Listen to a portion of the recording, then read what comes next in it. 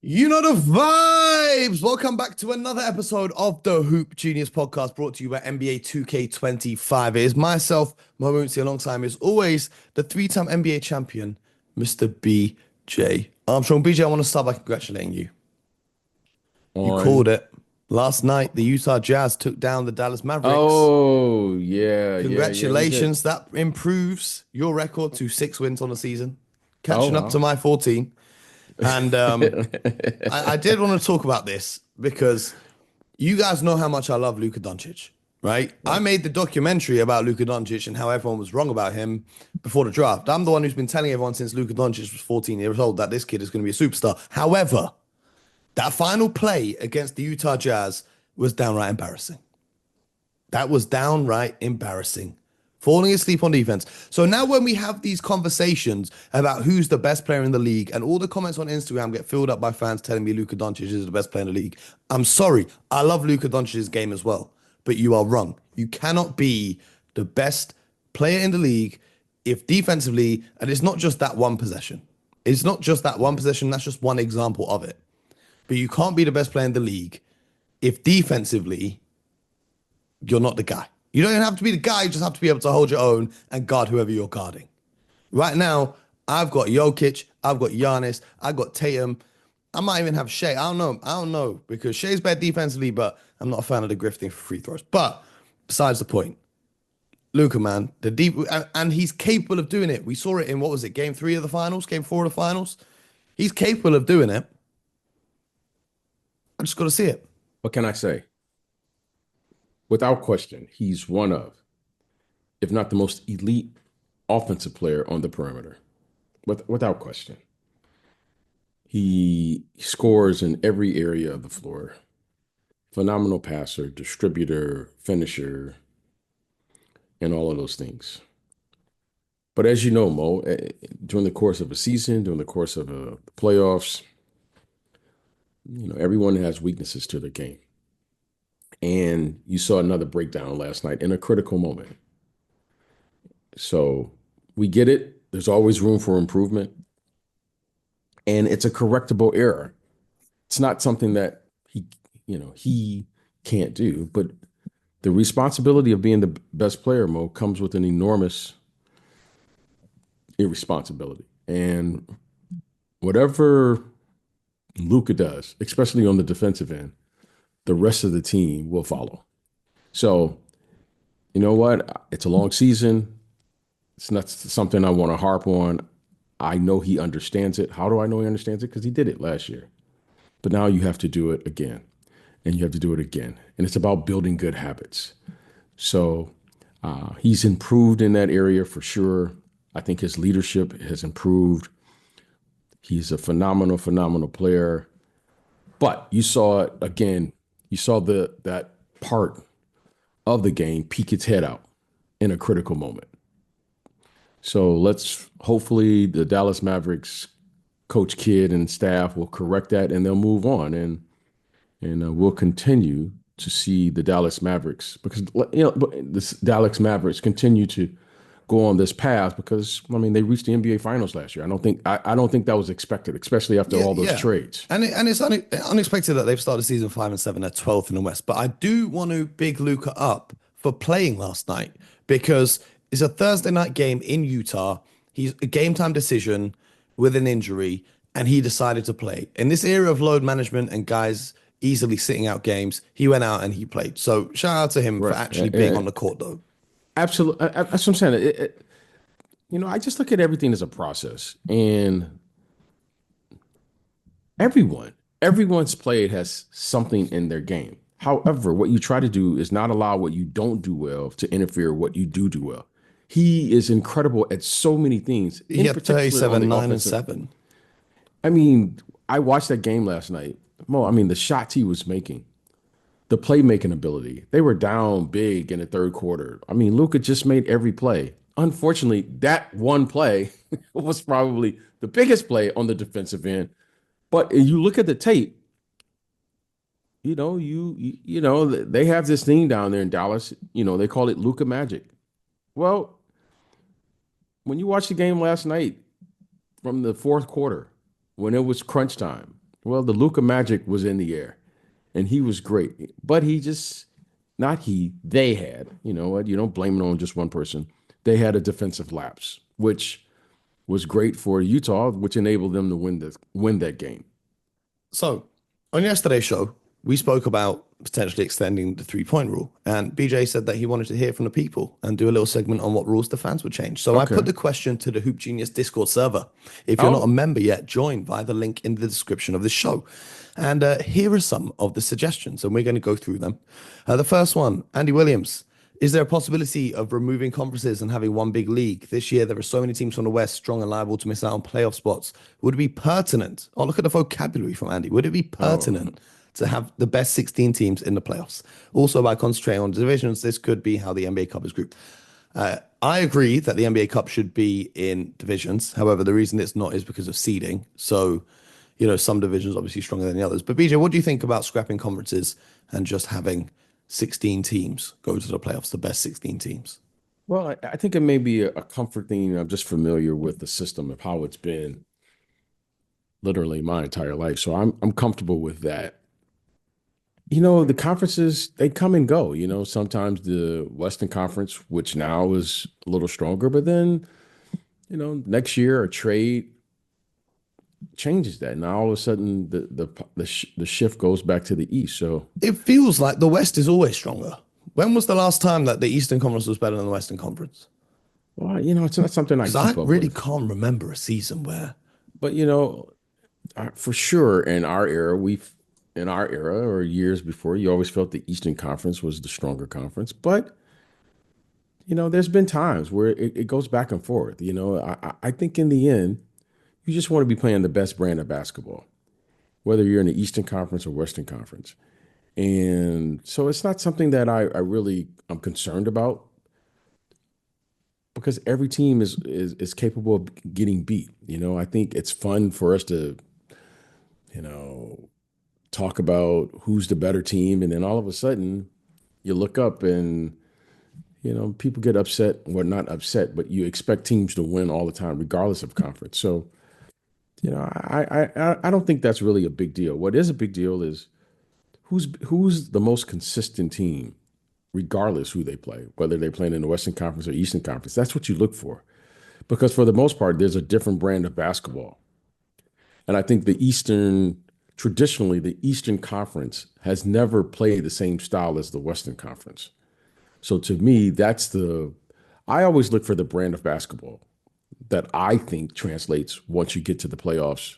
And, if you have aspirations to get to the NBA finals. Okay, there's a few that are quite quick ones. Freddie says reduce the amounts of timeouts allocated to 5. That's not going to happen because they need the money. Woody Brill says remove fan voting from the All-Star game. Give accolades to players who it gives players accolades who don't deserve them for certain years and takes away from players who do. That's not going to happen because All-Star voting is what we call a data collection process where the NBA can harvest the data of their fans who submit their votes. That's why there's fan voting for that. Sully says that a charge should count on the box score as a steal.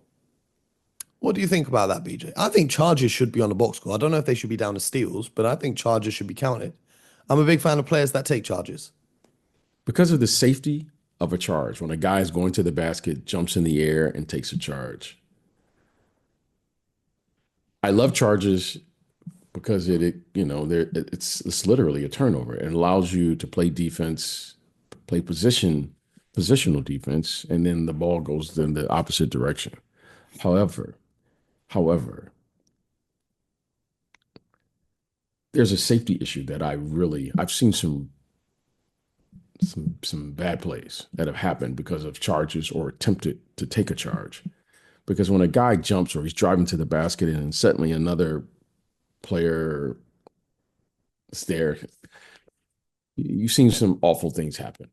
So if there's one call I can do without, it's charging because Oh, so you would of get rid of the charge? just because of the safety issue, just because of and I think the NBA has addressed that by saying there's no more, flopping. They're calling the flopping. I agree. If you have position, you should be able to maintain your position. What I don't like is that bang bang play where all of a sudden the player's driving Guy comes there, takes a charge, player falls, hurts his, gets hurt somehow. These guys are just too, they're just I incredible get it. I athletes. get it. But Yeah, but there's a it safety is a issue that I have beautiful moment in a game where charge can literally swing the momentum of a game. Like it's such a I good play in that, it can really turn the tables. I remember the game between the Celtics and the Houston Rockets that was a close game all the way down to the end.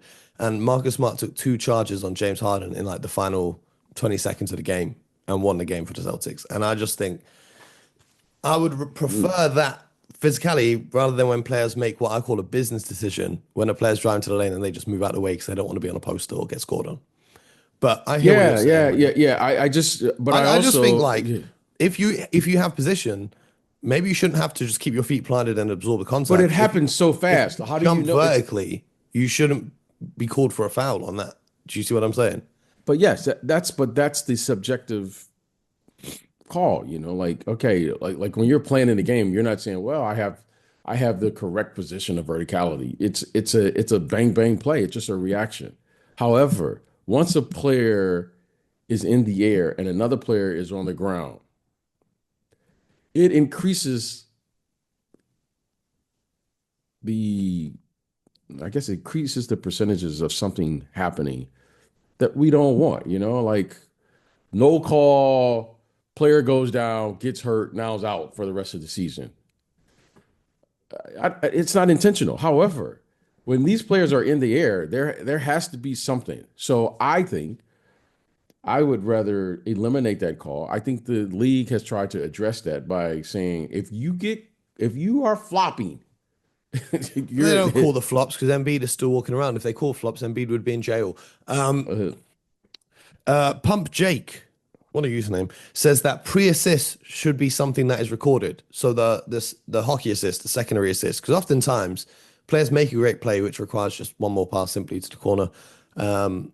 And I think that would be cool if that was tracked, secondary assists. okay. How does that improve the game? Does that improve the game, or I like do No, things that it, improve the it, it game? wouldn't Like, change the game whatsoever. It would just be something that people can get an idea of that, there are some things that go unnoticed if you are just looking at a box score and you're just looking at the stats of the game. how about we just point it out? Yeah, no, but this is what I'm saying though, is at the moment you make the right play. So I could drive, kick to you in the corner, and then the defender closes out to you. You make the extra pass to the open shooter on the wing. That goes down as an assist for you, but I've made the play. And I'm statistically not getting credited for it. And I think it would be cool just to keep a tally of those. It wouldn't be any extra work for anyone. It would literally just be another column in the box score. Yeah, And then that I'm way just, when how many stats do we need to track? Like, it's kind of like I feel like this is another stat.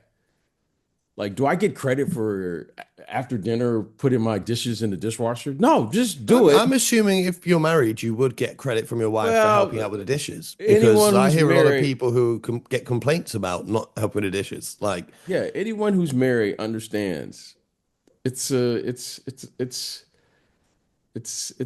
a relationship where you just got to work on it, and you don't uh, get credit. You don't get credit for taking your dishes in the dishwasher. You don't get credit for a lot of things. hey, It's that's you. marriage. That's So, you. yeah, yeah. See, this is I why I'm get married. it. I don't do no damn dishes. Yeah, yeah, exactly. Well, exactly. That's just what I'm saying. So, okay, like pass the ball to the open guy. Like that's not a credit. That's just the principles of the game. How about the guy is open, you pass it? Oh, that's a interesting idea, but I want credit for it now. Like the guy is open. The guy is open ahead of you, or she's open ahead of you. Pass her the ball. Why? Because the pass can move faster than anyone can run. So why should I get credit? Why do I need to track stats? Why do we need players are load managing? They're not playing because they're playing too much. Well, how about we just don't play you as much? Well, that might mess up my stats. Oh no, Thank that's you. another conversation. We'll get That's onto what I'm that. We'll get saying. onto that. We'll get onto Why that. are Let's we? keep going. Let's keep going Yeah, in the why are list. we advocating stats, more stats? Okay, LJC says ban Kendrick Perkins from ESPN. I'm not going to comment on that because I've been told I need to be nicer when talking about networks, otherwise they'll never give me a job. So I'm just going to smile and continue. Yeah, I think what's Kendrick is. I think Kendrick does a terrific job. I really do. I may not agree with many of his opinions or many of his views, but I really do think he does a terrific job. I really do. You know, Because you and know, here's why. And here's why I say that. Here's why I say that. His views may be opposite of my views, but he has a view and he has credibility. However, some of his views, I'm like, okay. there was one And thing he we're said. talking about him right now. So job well done. There was one thing he said that I don't think I will ever get over. Okay. He said on national television, if you took Joe Mazzulla's brain and put it into a bird, the bird would start flying backwards. I think that is a deeply offensive thing to say, an extremely rude thing to say about an NBA head coach who then took his team to the championship. And I just don't understand some things that may go too Okay. far. But I'll you know s- what I will say is you guys obviously just had your election in America. I'm starting a campaign, BJ Armstrong 2028, because that was a very politician answer you gave. no. And here's why I said that. Here's why I say that. It's sports and entertainment. Mo, stop me when I'm wrong. It's sports and entertainment. And offending people is entertainment. Hey, we know what sells. We know what Well, sells. maybe we look at the bigger picture and wonder why viewership Okay. rates keep dropping and dropping Hey, and hey, dropping. So it's not really that's what another. sells. It's not really what sells. It does well on social media if that's Okay. going to be your metric for measuring success. But my metric for success is how many people are invested into this league? How many people are tuning into the Who games? tell me whose metrics is it? It's Hey, Mo's metrics. Now, let's talk about the corporate people. What metrics are they looking for? we don't want to go down this rabbit hole because No, no, no, if no, I no. start telling the truth about the metrics that corporate companies use to measure success, then everyone's going to be mad at me. So let's keep Okay. it moving because Well, I know well, too well much and I don't want to go down that rabbit hole today. but I just want to make this the reason I said what I said. It's sports and entertainment. And I happen to know the big fella, and I know he understands sports. But I also know what this business is about. It's entertainment. I think there is a way to entertain people whilst That's speaking it. about sports in a good, I educated, and and Mo, responsible manner. And I it is said what it it is. politely. I may not agree with some of his takes, Okay, let's keep but it I moving. do know the entertainment aspect of it. It is what it is. Let's keep it moving. Big Con says allow for some physicality so there's fewer free throws and shorter or fewer timeouts. Both would provide a better flow to the game. I'm 100% here for allowing more physicality. And I think every fan of the NBA would agree with that. What do you think, BJ? Well, the way the game is currently, the rules of the game doesn't advocate that it can be more physical. I mean, that's just what it is. I mean, we are the entertainment aspect of the game. What is it they are guessing the fans want to see? We want to see more dunks. Yeah, And we like the want to other night, we had like see two 50-point performances, a 46-point performance, like 10, 30-point. Remember in the league, only the elite players would get 28 plus points. and then we want to see threes and we want to see pace. There's I mean, Mo, there's no more handshaking, impediment of progress. So the game is advocating how we're going to play or what they want the game to look like. So this is what it is. I say this all the time. I'll repeat it. What are we going to do to improve the quality of the game? Right now, the game has shifted too far left to the entertainment aspect. The game has shifted too far now. It's sports and entertainment.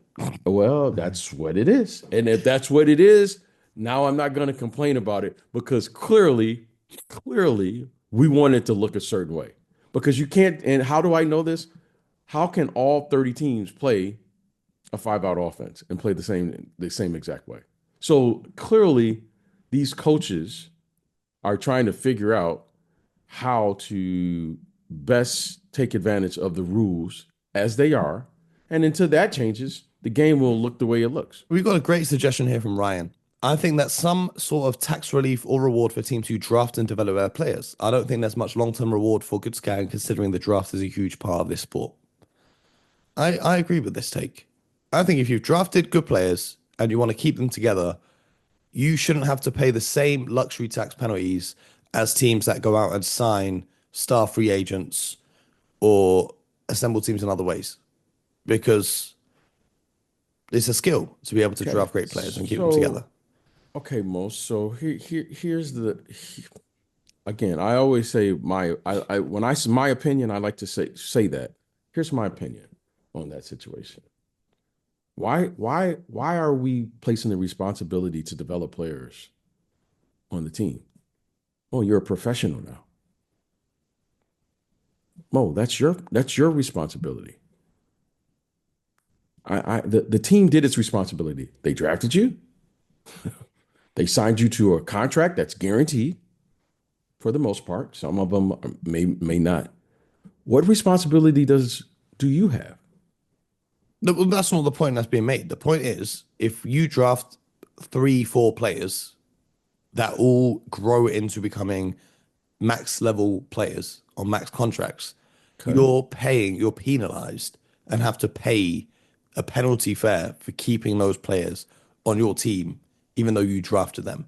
Whereas another team could go out and sign a bunch of free agents and trade for other superstars, and they have the same penalties. So you've not been rewarded for drafting well, whereas other teams, simply by being in a big market like a LA or a Miami or a New York, they can just not draft well and just wait till guys hit free agency and want to live somewhere nice. Okay, so give me a team that drafted 3 max players. The OKC Thunder. Okay, so those were in 3 consecutive years. Okay, so when you have that, it's not a penalty. They just chose to move on. You have rules in place where you can retain your players. That's a fact. Like there's you should be the system rewards you to retain your player. How does it reward you? It rewards you by saying the following: I can pay him more than anyone else in the league. Yeah, and then you pay the luxury tax on top of that. No, if you decide to add other players, no, you there are exceptions to this. It rewards you who drafts well. That's what the system was designed to do. We want players to stay with their original team. Why? Because that brings about a sense of, team. If you have a guy here for 7, 8 years, your team and your fan base would much rather prefer that than to get a free agent who comes in for a year or two and then moves on. The problem is the following. Once you start adding unrestricted free agents and players start outperforming their cap hold, for instance, in the Warrior situation, Draymond Green, when you start outperforming your cap hold, then now you have to start making decisions, which that's very rare. Very rare does someone, if you draft a guy in the lottery, you expect him to, that's why you're drafting him. But why are you in the lottery? Because you don't have good players. So you can't have it both ways. You can't have it both ways. Now, if you draft well and the players are responsible and they actually perform to where they were drafted, well, Mo, that is the most beautiful problem to have. I drafted a guy with number 3. He turns out to be a top 10 player. Isn't that why I drafted him there, Mo? Or am I missing something here? Yeah. Now, but if you draft a player in the 2nd round and suddenly he starts performing like a max player, now, Mo, oh, wow, I didn't see that one coming. But again, Jokic is a prime example. And you just build around it. But if he is as good as that, then you're not going to be in the lottery drafting those players. So theoretically, it should never be a problem. But sometimes it is. And in the case, and there's always an anomaly, the one you just said, Kevin Durant, Russell Westbrook, and then James Harden. Well, Mo, why were they all in the lottery year after year after year? I hear it. Harry says remove the defensive 3-second rule and goaltending after the ball hits the rim, aka bringing the NBA more in line with FIBA rules. Would you like to see that? No, Why not? no, no. And the reason I don't want to see that is because the court is already too small. I just got back from Europe, as you know, and the rules make the game a much slower game. First of all, second, as these players get bigger, stronger, faster, and you start putting 4, 5, 6, 7 footers on the floor, you have to find space on the floor for them to operate. That's why the game is moving to 3 point line because there's no more space. There's no more space in the paint because of the athleticism and the amount of space that they are able to cover in a short amount of distance. So that's why the players started moving back because they're trying to find space. If you allow players to play with FIBA rules, the game would come to a snail's pace because because now Wimbyama was just literally standing in the basket. What are you gonna do? Okay, it just so no, that would really slow the pace down. The game would look totally awkward. I firmly think if anything they should do is eliminate zone defense. Just eliminate it. Force the players to play. I thought the game had a nice balance the way it was before because you want to have the ability to have space. So once they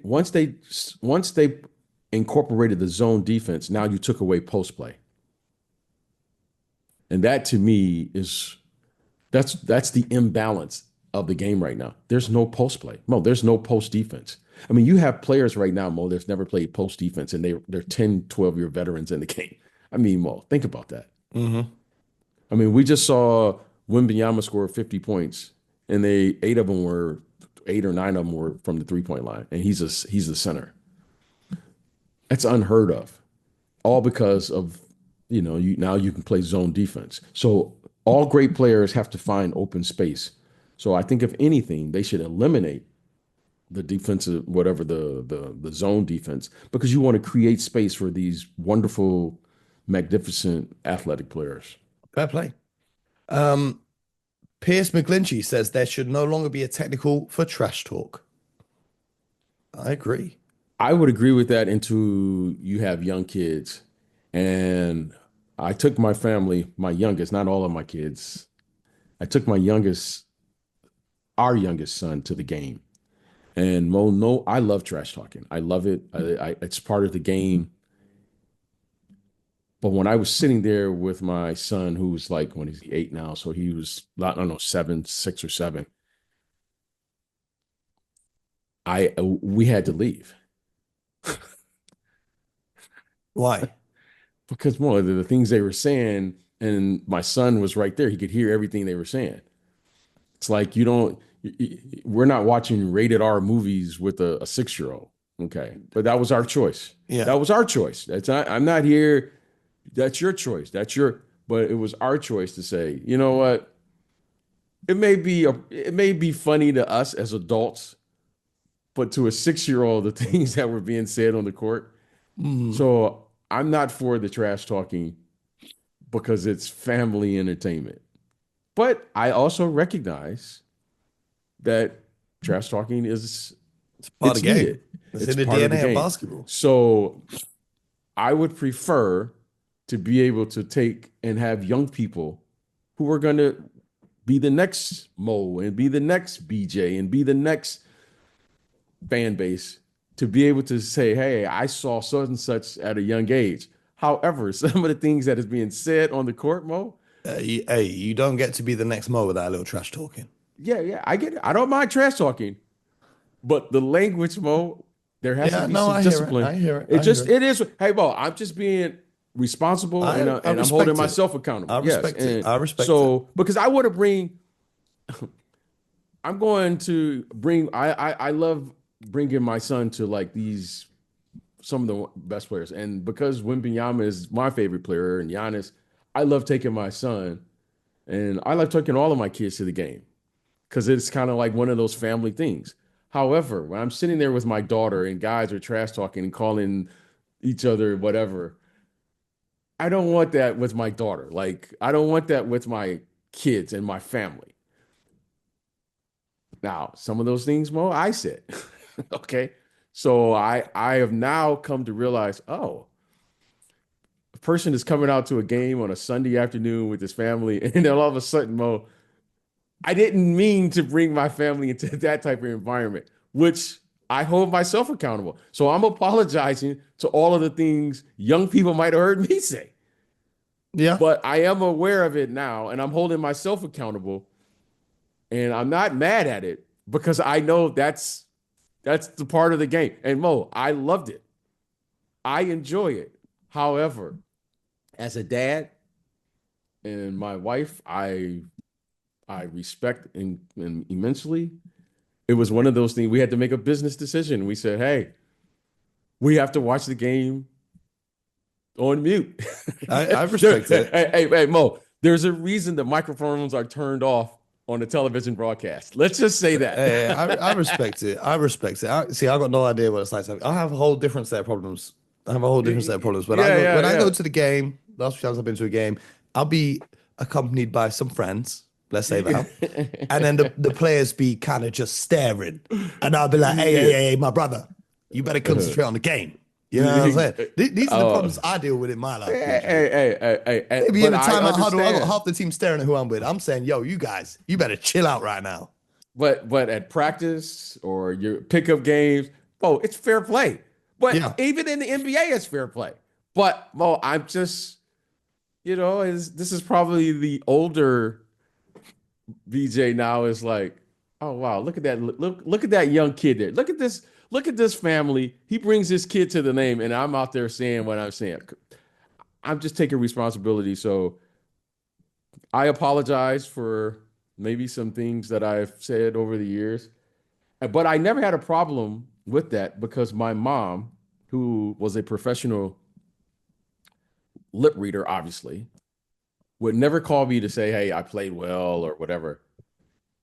She would always call me to say, please don't use that type of language.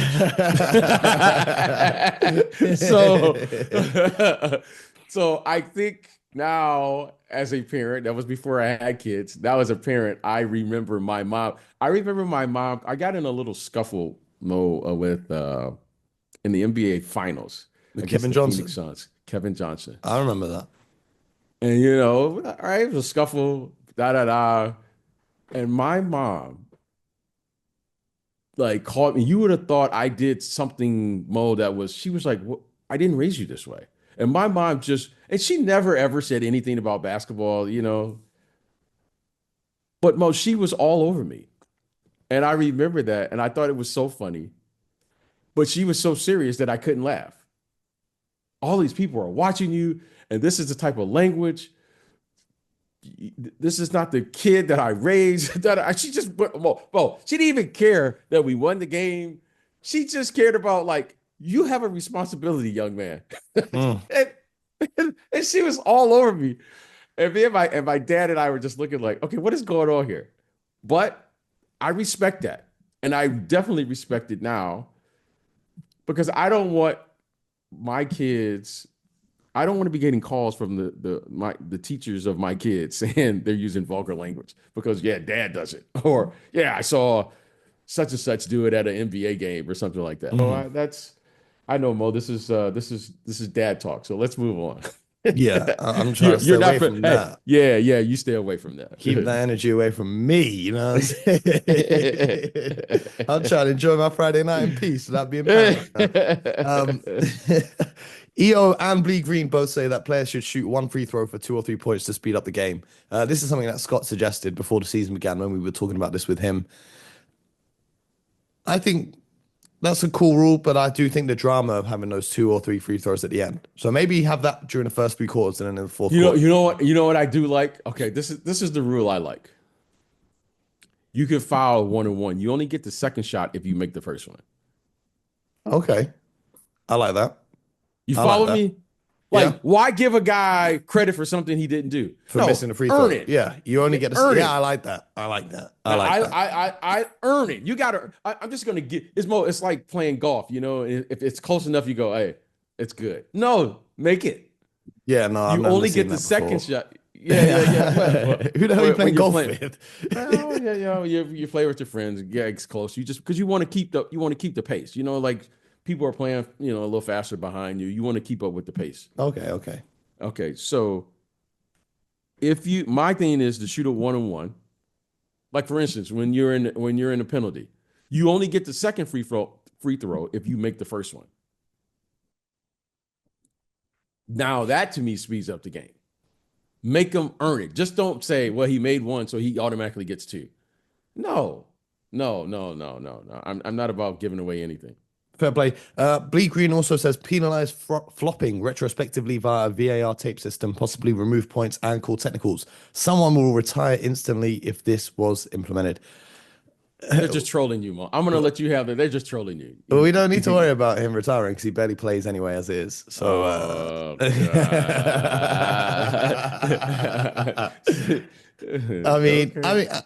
think you should get ejected for flopping. If you flop, you should get ejected. That's my thing. Why the hell do I want to see you on the court if you're flopping? Be a man, play basketball. Okay. Like, there's one thing selling the call, and there's one thing.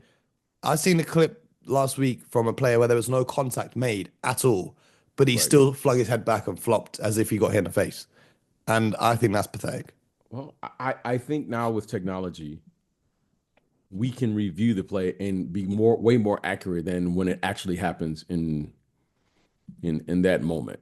So I think it should be reviewable, and if it's reviewed, there should be something because you want to get it right. Yeah, you want to get it right.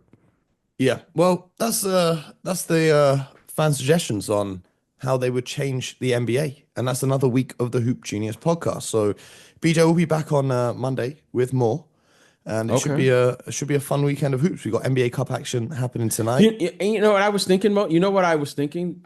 Because I'm contemplating this. I think there should be a 4-point line. No. The 4-point line should be the halfway line. If you score from your own half, that's 4 points. Peyton Pritchard, NBA leading scorer. Because BJ, come on, man. Well, I don't think there should be, but I think it should be discussed. I don't think it should be. Already there. The halfway line should just be because every court in the world has a halfway line already on it. We're not going to go to every basketball court that exists and add another line. Okay, but in all seriousness, I think it should be discussed. But there's something I really, if you're saying what would I advocate, I would make the court bigger for sure. Yeah. If I see another player step out in the corners, step out of bounds, that happens like now 5 times a game.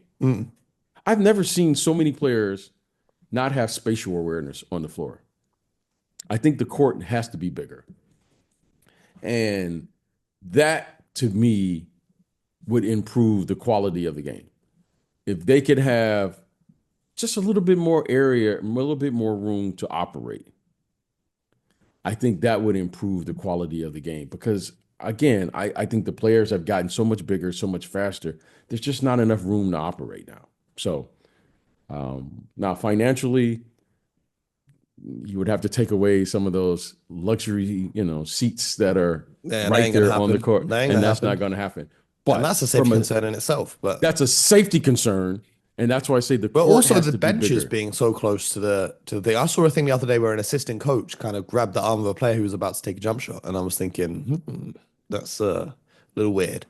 But do you know what rule I would implement? If I was in charge of the NBA, I'd make the Hoop Genius podcast the official media voice of the NBA and replace some of our friends we spoke about already. It's not. We just do this show here. I mean, we don't have a big studio in California yet. Maybe one day. But this is the official show of the people. That's what it is. It might not be the official show of the league, but it's the official show of the fans that love basketball. We need to get. You know what I was thinking. We need to get Mo a green card and a job in America. Yeah, well, because I was thinking the same thing. It would be really cool for us to have the commissioner on the show. I'm going to work on that. Okay. That would be we just need one guest. Every year he does a tour, But it would be cool if we could just get 5 to 7 minutes with the commissioner. Absolutely. I'm going to recommend that. I'm going to recommend that to his team. I'll fly to wherever we need to go to Yeah, make this happen. yeah. Just hanging out. And you know what? We don't need to talk about anything other than we're just hanging out, right? But yeah, we're gonna work on that. Okay. We're gonna work on that. We're That's gonna make just that made my happen. day. That's it. We only need one guest. We need him. We need you know we need the people up there that says okay, and we got to come with like just how to Well, improve the game. We're not all the other stuff. Just how to improve the game. Like how are we going to make this the best version of what it because I want to get excited about the game itself. And I want to be old enough to say I saw blank. Like for instance, Mo, you're too young. You don't remember the old red, white, and blue basketballs. You don't remember, Mo, before what the game looked like before the 3-point line. well, they have new in-season tournament basketballs that are actually horrible, but Well, that's yeah, besides the point. there's like things that have happened. Mo, I'm old enough to remember the game with hand checking and without. I'm old enough to remember without load management and without Yeah. flopping I mean, and with. exactly. You know what I mean? Mo, With trash like talk, without. Like, like it's like this, like Mo, you if you talk to the youth today, and you'll say like we're gonna play through the post, they won't know what that means. They don't. Mo, think about that. Mo, you play a game and there's no post guy. They're playing the game now, and it's just all like interchangeable the way they play. So I want to say I saw something here that really changed the game and made it better. Like mhm. when they put it, like Mo, when they put in the shot clock, that was like a massive thing. And then when they put in Mo, I played my first year in college without a 3-point line. And then the 3-point line came in, and Mo, it was like such a distraction because you were dribbling up and you're like, oh, I forgot that's a 3-point shot. It's a routine shot. You know what I mean? So these are things like I want to see the next thing the next rule, I should say, that's going to improve the quality of the game. Absolutely. Well, we'll be here either way, back on Monday. Subscribe to the show, YouTube, Spotify, Apple, wherever you get your podcast from. And until next time, get buckets.